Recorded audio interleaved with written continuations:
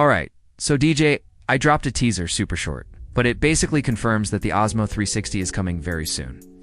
The video shows the sensor and the 360 cam and this bold all-in-one tagline. And the reveal is officially locked in for July 31st at 8 a.m. Eastern Daylight Time. Yeah, so that lines up almost perfectly with the leaked date. Not exact, but close enough to get people talking. And it kind of makes you wonder, what about the Mic 3? Were in both the Osmo 360 and Mic 3 supposed to launch on the same day according to earlier leaks? Could DJI be planning a double reveal on the 31st? Guess we'll find out soon? Let's talk about the leaks, because oh boy, things got a little chaotic. First, we had some images of the Osmo 360 retail box floating around online, but then a full video leak. Yep, someone hit publish instead of schedule, and the whole internet pounced on it.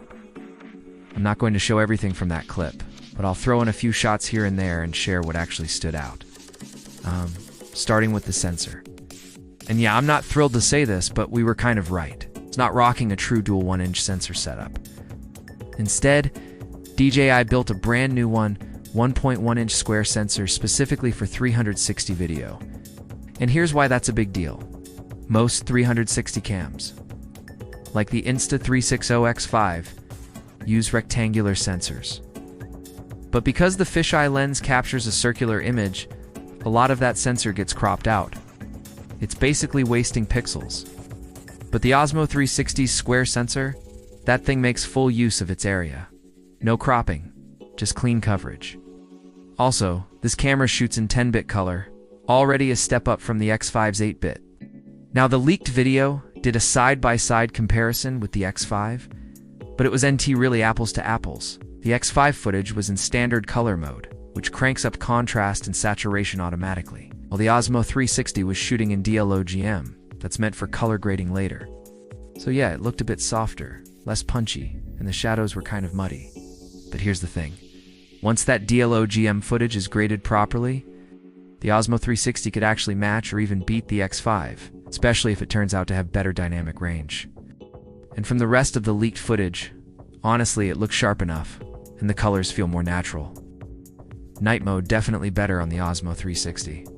DJI's low-light color science just looks more real, more balanced.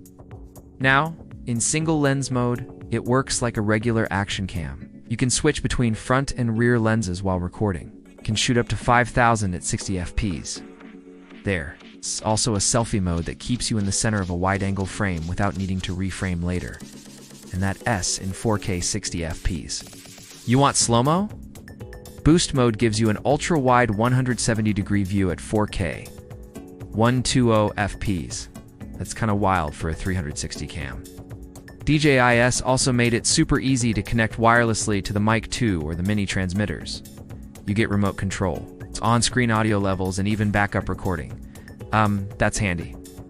Storage, it's got 128 gigs of built-in storage, 105 usable, and yes, you can still pop in a micro SD card if you want more. Way better than the X5's card-only setup.